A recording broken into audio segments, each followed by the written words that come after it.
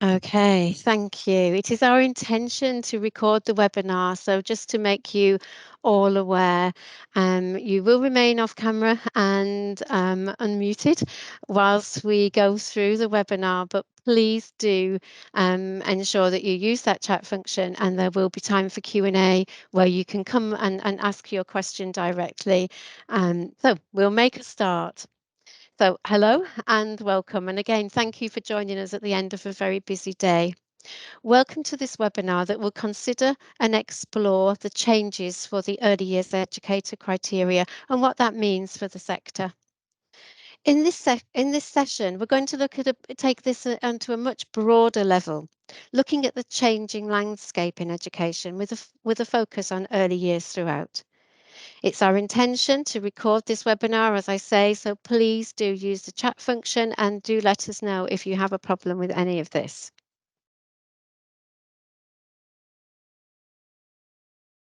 So let's just take a look at the agenda.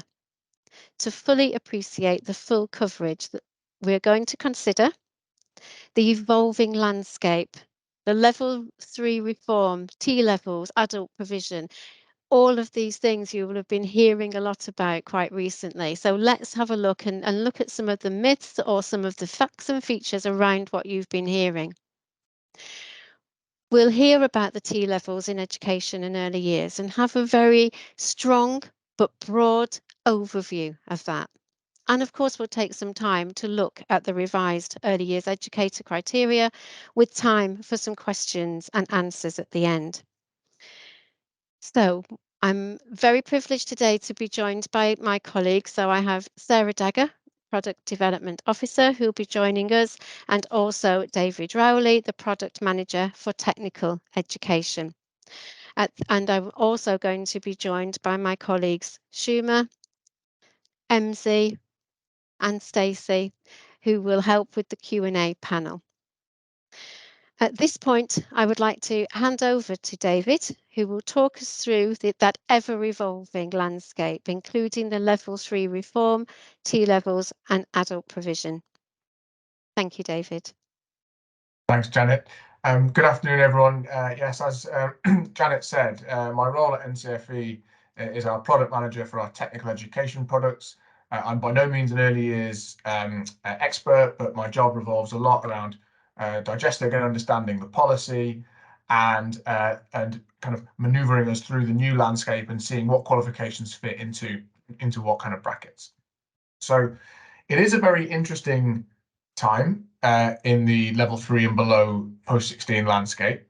It's probably slightly different in the early years and education sector than it is in a lot of other sectors, in that because the DfE early years criteria exist, it means that there is very little wiggle room for the government to mandate sort of crazy changes. You know, we have to make sure that teachers in this space meet the criteria, and therefore qualifications will be remaining roughly similar.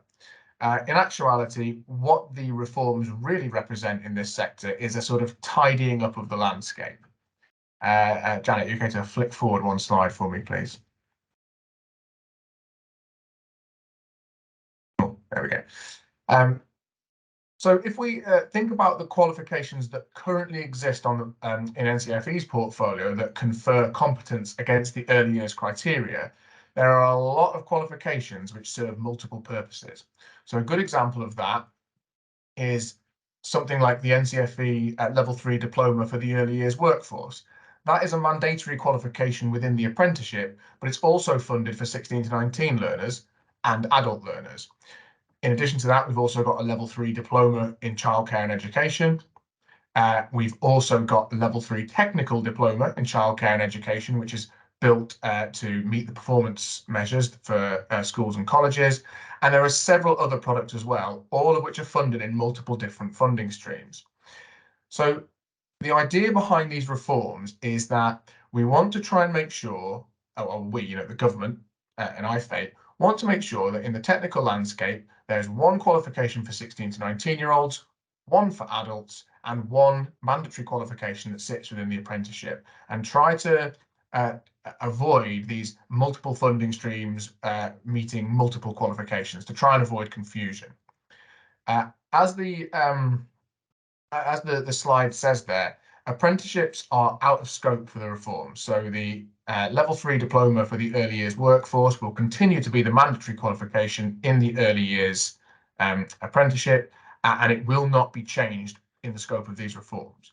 What will change, and what has changed already, is the qualifications at 16 to 19 and adult learners can take.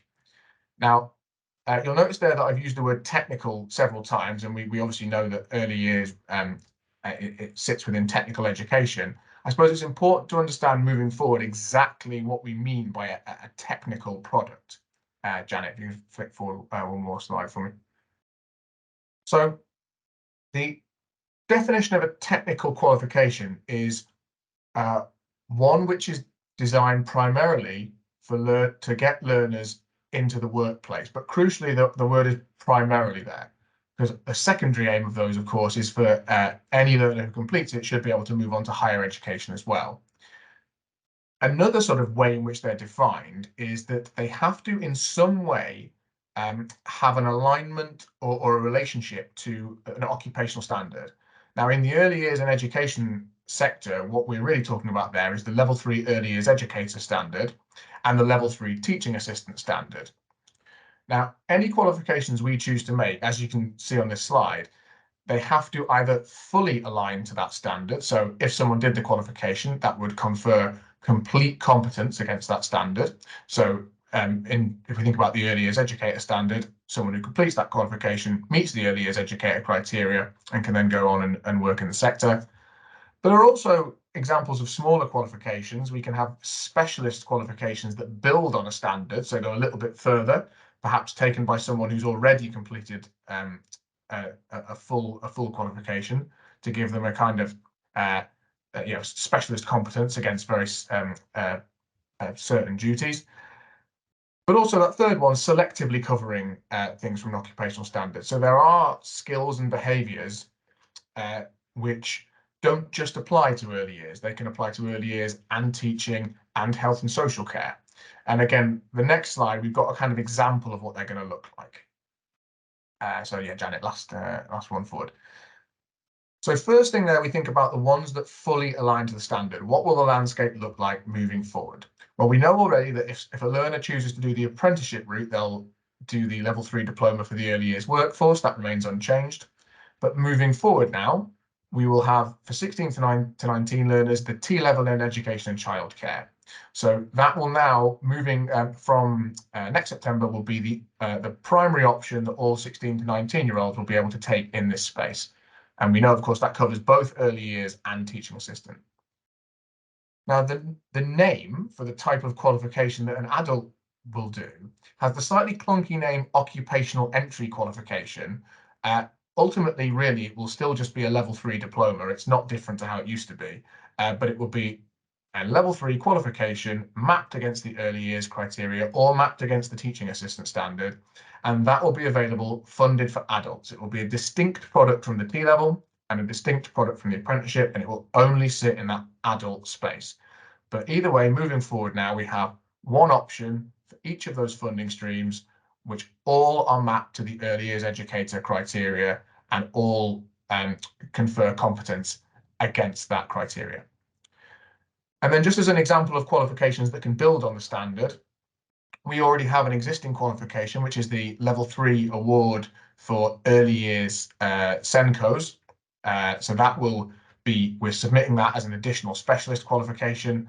Again, someone who's already completed a level 3 early years educator qualification, who maybe has then gone on to work in the sector, can then take this smaller award and become specialist in that area as a SENCO. We're also proposing to create a similar version for teaching assistants, so for specialisms in special educational needs teaching assistants.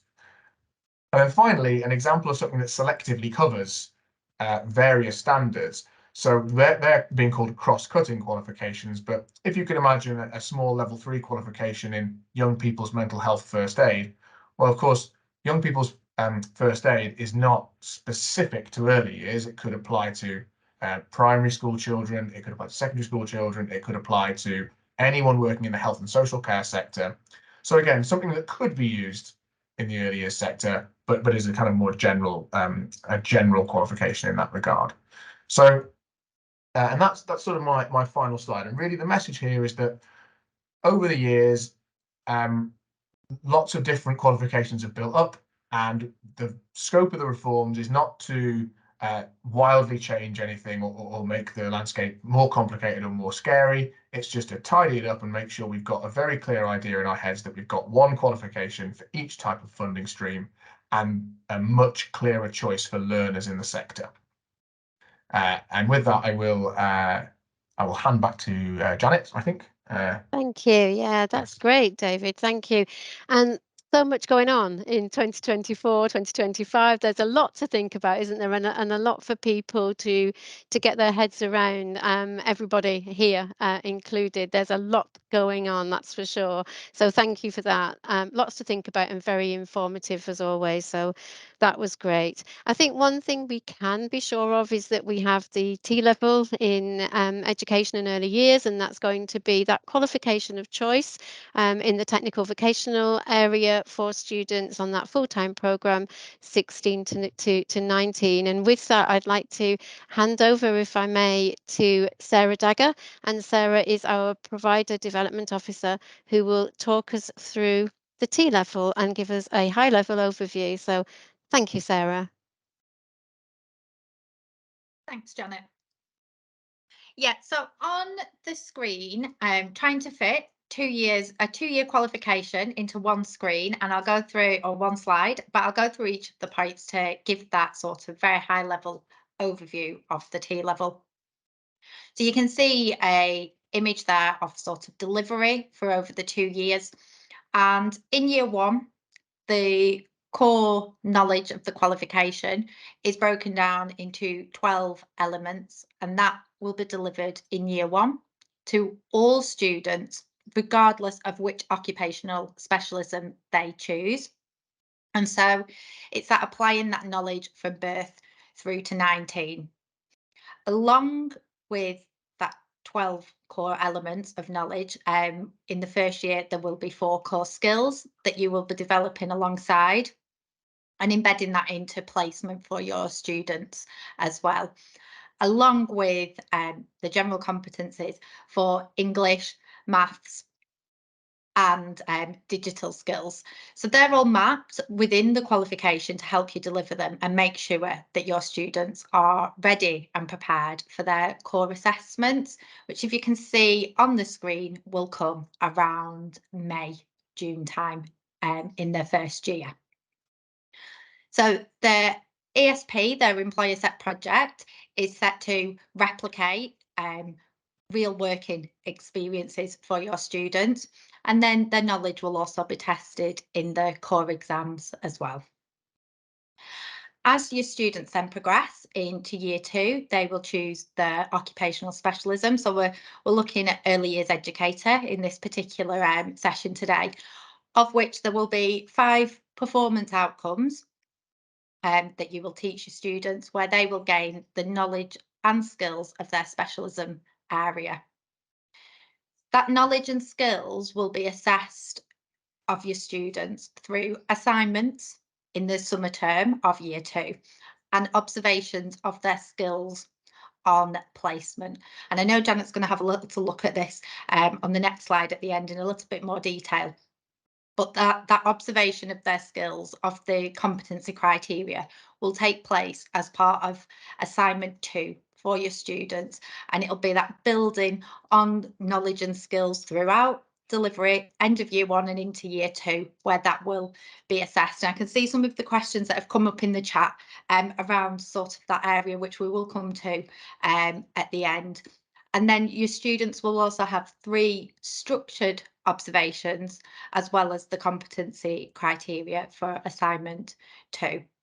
We can see on the screen there that the industry placement for early years educator students is 750. That is including the hours which are required for the technical qualification, but then also the additional hours for the students so that they get their licence to practice. And that just really gives them that opportunity through that placement to be able to apply their skills building on them, and being ready for industry by the end of their T-level journey. Thanks, Janet. Thank you, Sarah. Very informative. And as you say, difficult to get 2 years worth of work sort of into a 5 to 10 minute slot. But what we can be assured of, and Sarah's very modest in this, is that there is so much support available. So there's absolutely help along the way when it comes to the T level, whether that's preparing to teach, whether that's in your sort of first year of delivery along the core, or indeed whether that's with one of your occupational specialisms. And there are only two, which does help a little bit with this particular T level.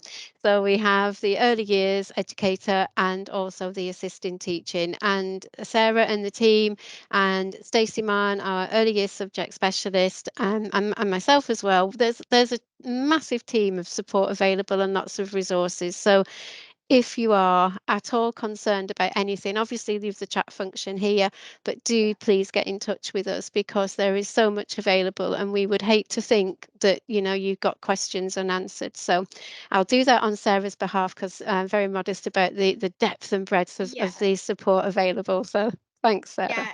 And if just to give a little idea about sort of the sessions that were delivered in the last 12 months, which would help alongside, we had sessions which were focused around moderation, in particular looking at the competency criteria, how you can embed them into placement and support your students.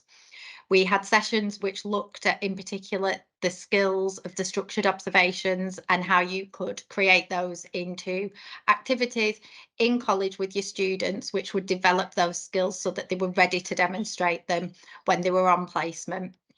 And as Janet did allude to there, once your students are registered and through approval, you would see a lot more of me, because you would get consultations just to make sure that you've got everything that you need, and any CPD needs or knowledge around the T level could be shared on your journey. So you definitely won't be alone when it comes to this full package of support and resources. Fantastic. Thank you. Thanks, Sarah. So what I'm going to do now, if technology will allow. Right, I'm just going to share a little bit of an update around the current early years educator criteria and the new criteria that's going to be embedded into our qualifications to give that license of practice from the 1st of September 2024. So when you look at them side by side like this, it's quite interesting, because you can see in the current criteria we have 6 main core criteria there: support and promote children's early education and development, plan and provide effective care, teaching and learning that enables children to progress and prepares them for school, make accurate and productive use of assessment, develop effective and informed practice, safeguard and promote the health, safety and welfare of children, and work in partnership with the key person, colleagues, parents, carers, or other professionals. Now, the reason I'm sort of going through those is that when we look on the other side, think, oh, 6 for 6, but it's not quite the same. There's amended terminology. And there's also the arrangement of this criteria that is useful for consideration. So the way, for example, that new criteria 1 there has been arranged with the A, B, C, and D is actually, when we look on the first column, it's incorporating EYE Educator 1, 2, 3, and 4 into an A, B, C, and D. And that allows, quite sneaky, but it allows more space for some focus to be sort of given to specific areas. And what came through that DFE consultation very clearly was that there needed to be a little bit more emphasis on SEND, that we need to perhaps give some focus to SEND as a true feature of an early years educator's journey. So that now is reflected in criteria 2. Safeguarding also has been taken out of that health, that legislation type area, and given its own space. And then we have health, well-being and safety. And then, of course, number 6 from the old or current into number 5 of the new there is exactly the same. We've just got and agencies added to that for that sort of multidisciplinary and agency type work. And then own role practice and development has been added there to allow for that career trajectory. So what will happen with this criteria is that all qualifications that are now funded and that are now offering that license to practice will continue to do so. And for that 16 to 19 students can still take the qualifications they're taking now, if that's an NCFE cash technical diploma or diploma in childcare and education, for example, then that will still hold the license to practice, and that new criteria will only come into play in September 24, as will that need to think about the T level in September 24, when funding is going to be switched off in these qualifications that overlap, as David was telling us, from the 1st of August 24. So things to sort of be thinking about. And before we think about how this criteria is going to work in terms of the units, and in particular in assignment 2 part 1 for the T level, let's just take a moment to think that actually, if you are going to register your students on a NCFE cash technical diploma or diploma in childcare and education, and I'm sort of identifying those purposely because they're 2-year programs. And what you've got to be mindful of is that you can't, or you're going to perhaps get into a funding implication if you register just for 1 year. So you register in September 23 for a certificate of a 2-year program. And this has been typical practice because of retention and achievement and success and so on. Because of that funding when we're transferring on to that full diploma. So consider and think about registering your students. If you are registering not on a T level in September this year, but you're registering on a NCFE cash diploma, about that 2-year registration and having that in place for September 23, rather than going on to the 2nd year if that was typical practice. The other thing to think about, of course, is that this new criteria will be embedded into the Early Years Educator occupational specialism, as Sarah spoke about there, into assignment 2 part 1. And that is, if you like, the professional practice portfolio of the diplomas as they exist now, or unit 16 for that technical version. So this is your EYE criteria. So you are likely to be in a position where you've got qualifications that are embedded to the new criteria from September 24, and also you may have some 2nd years who are doing the current criteria. So there'll be a transition period here that you need to be mindful of, and we'll make sure that those documents are clearly identified, and it will be the point of registration that actually will insist on which criteria you're using and following. But we do know that it's difficult sometimes, to keep abreast of all these different changes and all the different versions. So we will be working closely with you to make sure that you're using the appropriate documentation. So as a summary, because there's a lot of information, and I want to make sure that we've got sufficient time to look at some of these questions and make sure we can answer as many as possible. We've talked about a lot today, and I'm sure you've got lots of questions. And the first thing is that the key messages here that came from David, that came from Sarah, that are coming from me, hopefully, are messages of reassurance that we are on this journey together, that we understand there'll be lots of questions and issues along the way as we find out more, and as we work together to make sure that we remain able to produce qualifications that are fit for purpose and that will allow for that license to practice. So let's have a think about what we've covered so far. So from the 1st of August 2024, students aged 16 to 19 will be funded to study a T level. And in this case, we're looking at education and early years. Education and early years will almost have two pathways referred to in this T-level space as occupational specialisms. They will do the core that Sarah was talking about, those 12 elements, ESP, examination, and then they will look then and focus on early years educator or assisting teaching. So becoming teaching assistants and follow that route. Early years educators need to complete 750 placement hours to be able to meet this criteria and to develop both personally and professionally over time. And so that is why I refer to assignment 2 part 1, which will actually be the representation of this early years educator criteria. So T-level is one choice. An apprenticeship is another choice. And of course, we're going to see some changes there because the standard is under redevelopment and review. It's all going on at the moment. And then A-levels will be that third option and that third choice. So in that vocational space, T-level apprenticeship. Level 2 will continue to exist, and qualifications in this space are again further subject to further reform. So we're watching that space and we're doing absolutely everything we can to make sure that things are as straightforward and as familiar as they always have been.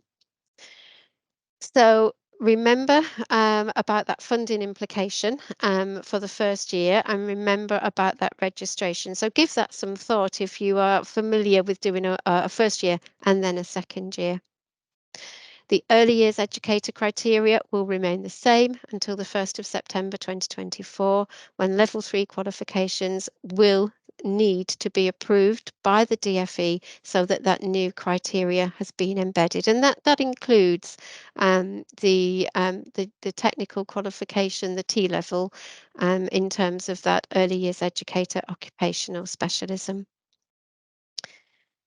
Okay, so we are aware that changes bring debate and discussion, and so they should, because we need to be clear and we need to make sure that we all understand what is expected of us.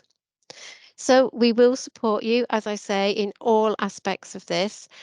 Want to make sure that any questions that you have, we respond to.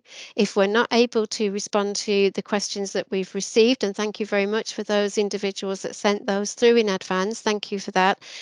So we have some questions.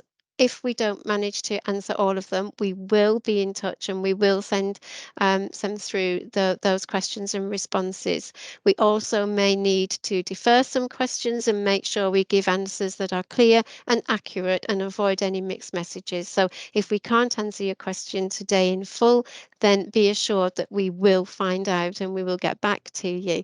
So what I am going to do now is just invite the panel just to say a quick hello, if you don't mind. So if I can ask the panel to put their cameras on and just introduce themselves, and then perhaps we can go through some of those questions that we've received.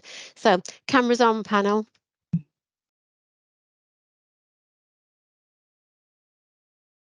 Thank you, Sarah. Okay, so you've met myself, and I didn't introduce myself. I'm just so used to you all perhaps know me now. But for those of you I haven't met before, sincere apologies. So I'm Janet King. I'm the Sector Manager for Education and Childcare here at NCFE. You've met Sarah, who's our Provider Development Officer, and you've also met David. David, I've forgotten your title. You're going to have to do it for me. And then if you can pass on. So yes, but I'm the product manager for technical education. But more specifically, I suppose, because MZ also is on this panel. My focus really is 16 to 19, whereas MZ is more focused on the adult market. So yes, I should pass on. Seems like a good place for me to start then. Yep. So a product manager of me as well, learning for work. Me and David have worked really closely on the reform qualifications that we're looking at upcoming, and I'm sure there's a lot of interest in that as well, and we'll have further information on that side of things as we go down with more webinars as well. Thank you, MZ, and Schumer, if I may. Yeah, hello everyone. So I'm Shuma. I'm one of the qualification development managers at NCFE, and I'm working with Janet, Stacey, and her team to look at the development of the new qualification that we'll be submitting to IFE. Thank you. Thank you, Shuma. Thank you. Hi everyone, I'm Stacey Mann and I am the Early Years and Childcare Subject Specialist working very closely with Janet King. Excellent, thank you. Okay, they weren't expecting that, folks, on the webinar, so thank you very much, panel. I just think sometimes it's nice to see where these questions are going. Okay, I think I'm coming back to you, Shuma, in the first instance. You have some questions there to kick us off. Yes, so we had some questions submitted in advance of the webinar. So like Janet said, we'll go through those first and then we'll go to the questions submitted in the chat. So plenty of time, hopefully, to run through those questions. So if I just read out a few of those. So Janet, within the current EYE competence, there are 41 criteria in total that students need to achieve in order to gain their licence to practice. How many will this increase to when the EYE is updated and implemented in September 2024?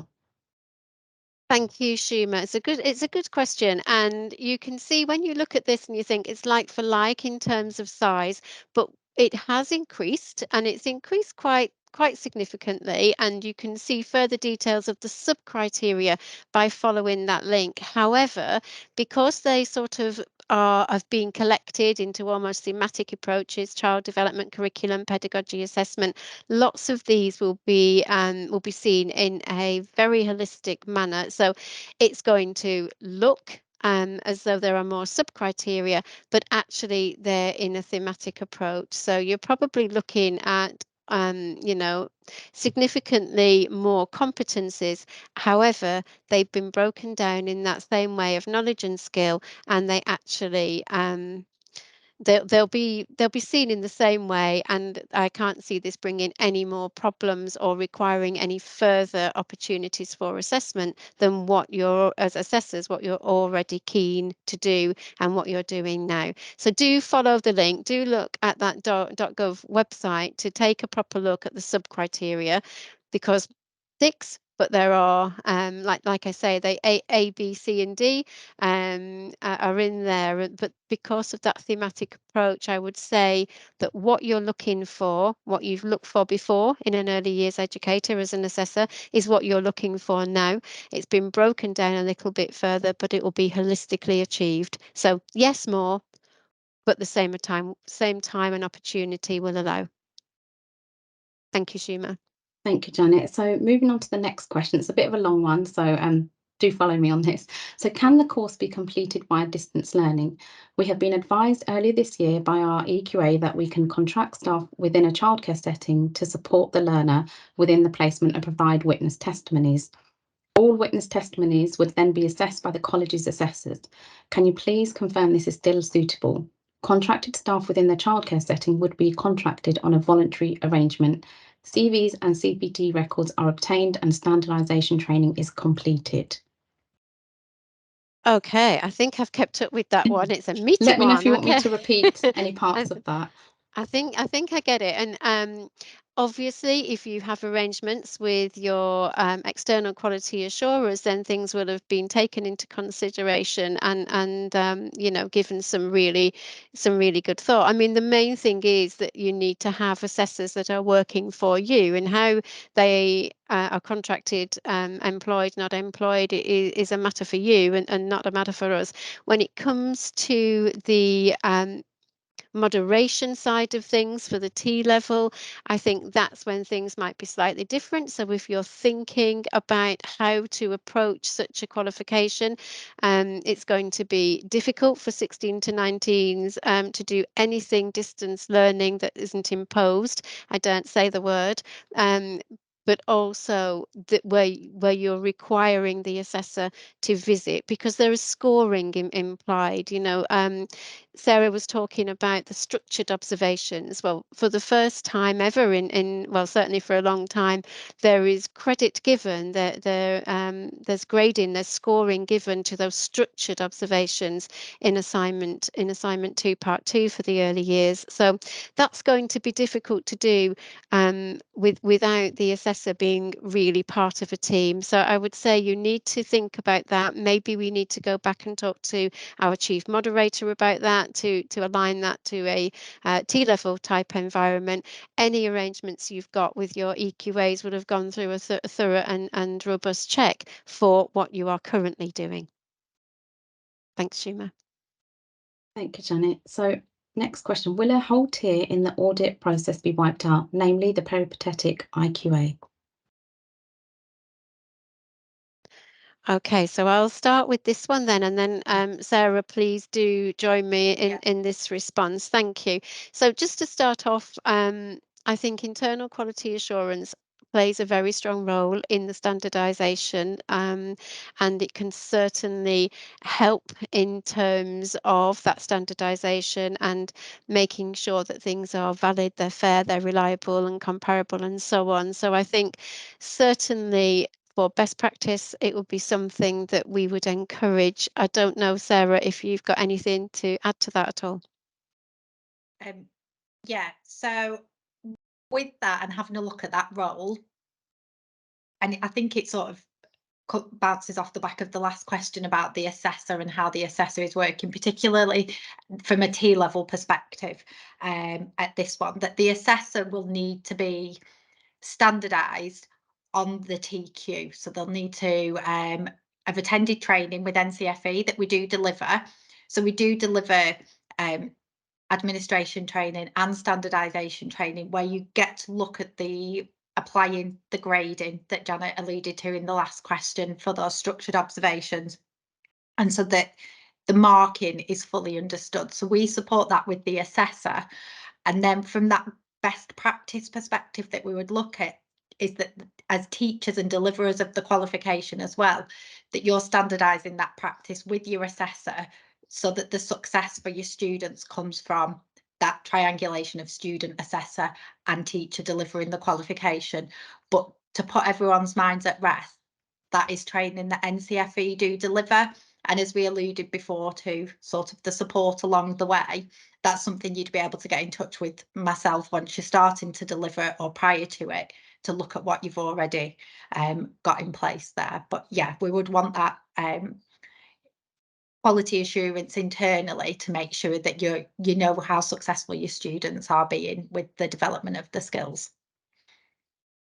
Thank you, Sarah. And again, we'll take that question back to our chief moderator to see if there are any further thoughts around that. Any more questions from yourself, Shuma? We had just a final one about the webinar and it being available afterwards. So I know that's come through in the chat as well. So just to confirm, the presentation and the recording will be made available afterwards. Thank you. That's lovely. Stacey, if I can come to you, please. You've very kindly collated the questions from the chat, which is great because I haven't looked at it at all. So thank you. That's good. It can distract you, can't it? So yeah, no problem at all.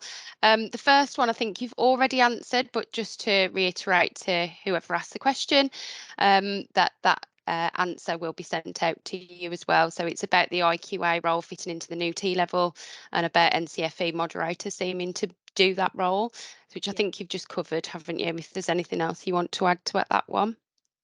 No, I was think. just. Oh, sorry, Sarah. Nothing to add to the sort of to the answer that we've provided there. But on the 4th of July, Janet and I are delivering a session around the moderation of the T-level with our chief moderator. So when it's just going on, the event is just about to be advertised on the website. It's not there yet. I did just check in the background. But what we can do is make sure that the link to that session goes out in the follow-up email. And then if anyone wants more information around that in particular, that session on the 4th would answer any further questions that come up from there. Thank you, Sarah. And just in that same vein, while we're on T-levels, the question of how do we access the support you say is available for assessors? How do we find out who our point of contact is and book a consultation? Oh, Sarah. That's for you, Sarah. That would be me again. So what I can do is I will put my email address in the chat so that everybody has got that. And once I've finished speaking, because I struggle to do copy and paste at the same time as speaking, I will go and I'll put in the chat the events page where all of NCFE's CPD sessions and events like today can be accessed, and then you'll be able to keep checking that for any future events that become available. But about how you access sort of those curriculum consultations and onboarding ready to start delivery, get in contact with myself, and then I'll be able to give you next steps and everything like that after today's session. Thanks, Sarah. What should be the approach for work-based apprenticeship learners where the course is 18 months and learners do not necessarily start in September with the academic year? Okay. So in terms of, are we thinking about the EYE criteria with that question? I'm just going to answer it as though it is, and then perhaps whoever asked that question, if you do want to ask further details, either by, you can put your camera on and join us, or you can add more clarity in the chat. But if it was around the EYE criteria, it's the point of registration. So if you're registering a student before the 1st of September 2024, then you are going to be using the current EYE criteria. And if you're registering that student after that period, then you'll be following the new EYE criteria. If it was about the qualifications, then again, you know, as David said, we are working on that level 3 reform, and so information about our qualifications and how they've been aligned to fit the various criteria that we are trying to meet will be available very soon. Schumer, I don't know if you've anything to say around that qualification, or perhaps we wait for clarity as to the question. David, did you want to Janet, come in? I'm to come in on that. So I read that question as about the DFE criteria because Yes. Obviously with the level 3 reforms, the apprenticeship qualification's out of scope anyway. So I don't think the September start matters. But I think it's specifically EYE. referring to September 2024, the date at which the EYE criteria changes, and what happens if a learner registers in August. And like I said, I think you answered it quite right. They start on the old EYE. Yeah. Yeah. Thank you. Thanks for clarifying that. So yes, go off on the date of registration with regard to the EYE criteria.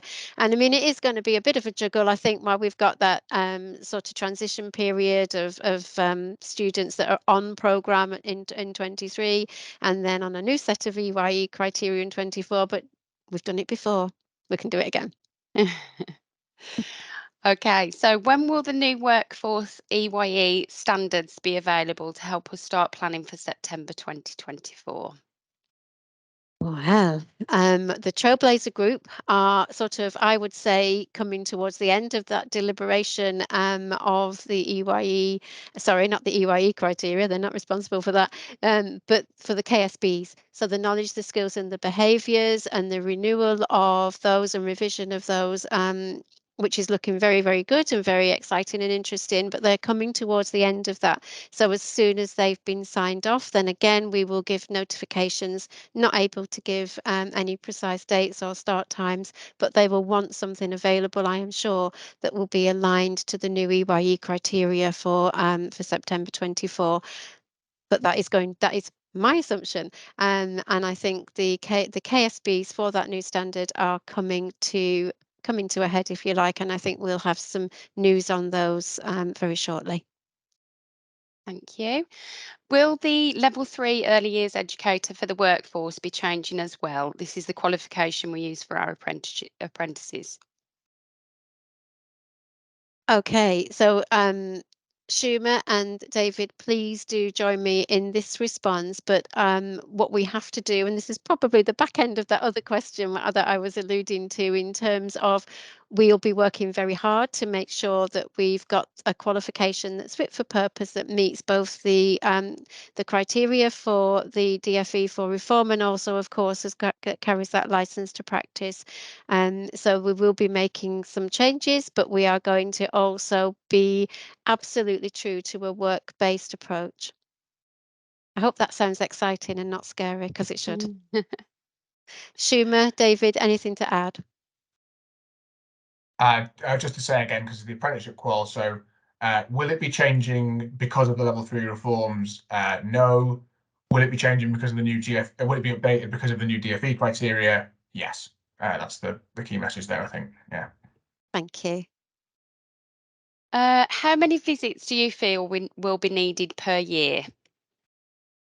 Oh, this is always a tricky one, isn't it? Because It it is. really does depend on your students. It really does. And some students, you know, once every half term, once every term, and I'm talking rule of thumb here because there is no set rule. When we think about some students, you'll be able to see them now as you're sitting there. You'll be thinking, "Yep, I'd have to go and see her or him every week if I could," you know, and others that you think, okay, I could go every 6 weeks, every term. When it comes to that, you've just got to be student centred. I know that's not a good answer for you in terms of your timetable and logistics. However, that's probably the bottom line.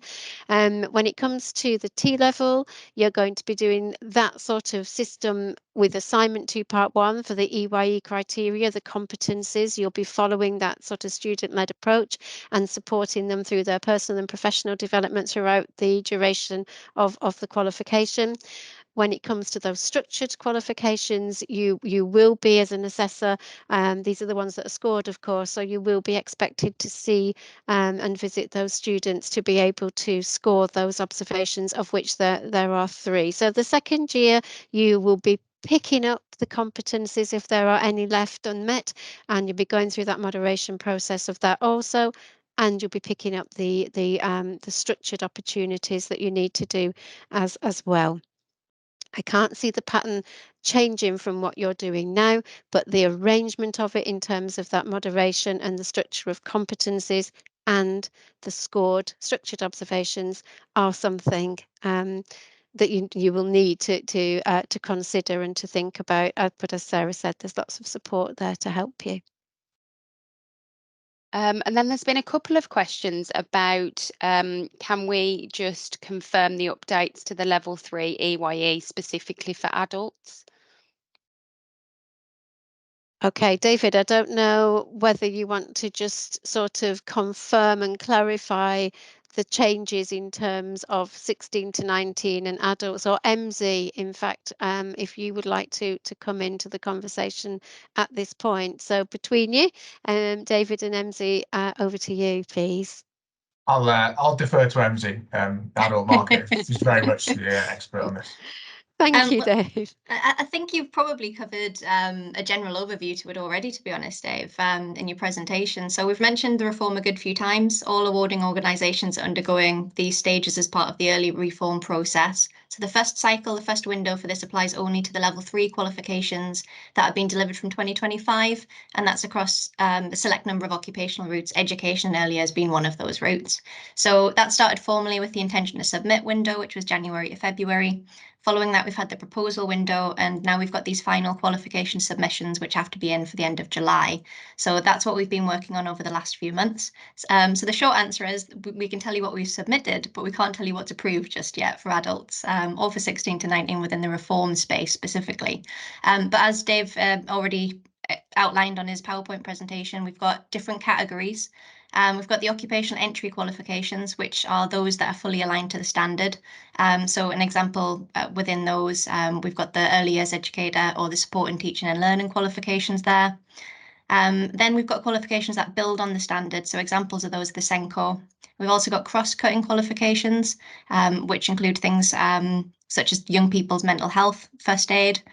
So we can assure everyone that at this stage, we're not just looking at this first cycle, we are looking down the line at all of our cycles, at all of our qualifications. And probably the best thing to say is as soon as we know, you'll know. We do have a lot more presentations and webinars planned specifically for reform as soon as we've got our indications of which qualifications are approved within our window, which will be quite soon over the next couple of months. Yeah, the only one thing I would add to that, which is just because I think that T-levels people have all heard of, and everybody knows the early years workforce qual. As Emily mentioned, the name of the adult qual is called an occupational entry qual, which is a sort of slightly odd new name, which might make people slightly fearful of it. But I think a really important point to point out is it's just a level 3 diploma, and it is essentially going to be very, very similar to the early years workforce qual, just it has to meet certain criteria to get adult funding, and it has to have a slightly different naming convention, so it's called an occupational entry qual. But ultimately, it's basically the same as the early years workforce qual. There isn't a huge amount of difference in it, really, so it's nothing to really be too scared of. No, you. absolutely agree with that. And I'll just add to that, to what David just said there, to say it's exciting. Stacey and I have been working on this with Schumer and Schumer's team, and we're excited by the content and giving it some refreshment. But it, as David said, it will remain a true work-based, competency-based qualification. So excited, not scary. Will the qualification still contain a longitudinal study in the new reforms? I think it's a good question. It's an interesting question. There'll be opportunity for students to do observations, obviously, and they could be applied through different assessment methods. But until we actually get approval, I think we should hold back on the actual content, because we're actually seeking reviews and things at the moment. So it will always be possible for students to do a longitudinal study, but there may be more flexibility. I'll say that. And finally, for now, can you just go over the registration part that you talked about? Do you want me to do that, Janet? I've got Sure. it's a strange problem, this one, and it's one where we sort of have to get the dates absolutely on. And I just thought, yeah, in my head I was Yes, thinking about how thank we you. explain this really well. So what we mean by the registration over a 2-year thing is obviously the current qualification, the diploma in childcare and education, for example. There's a diploma and a certificate nested within that. So a lot of people's delivery model is to register learners on the certificate in the first year and then top up to the diploma in the second year. Now, that you can still do that as in terms of registering with NCFE, because registering with NCFE is just a financial transaction essentially, and it's not based around government enrolments. However, when you get to the final year of delivery, where so for 16 to 19 learners, that will be this September 23, and you know that the funding is going to not be there after the 1st of August 2024. So that means you cannot enroll learners on a course in September 2024. So in that final year, September 2023, you need to make sure you are enrolling all your learners on the 2-year diploma, not enrolling them on the certificate and then enrolling them on the second year of the diploma the next year. Because if you try and make the enrolment after the funding's ended, it won't work. Now, what you can do is you can enroll them on the 2-year diploma, but you can still, with NCFE, certificate the certificate after that first year and then do the diploma the next year. That's okay. But specifically, when you do your enrolments to the DFE, you've got to make sure you enroll them on the 2-year diploma. In terms of and it's important with the adults as well, I suppose, to get the funding dates absolutely clear in your head, because of course they're slightly different. And this might be the point in the webinar where when the recording becomes available, you can play it back at half speed. Try and it's much easier to imagine a timeline in your head. So for 16 to 19 learners, the funding for the early years qualifications will end on the 1st of August 2024. And that means that September 2023 is the final new starts on the legacy qualifications.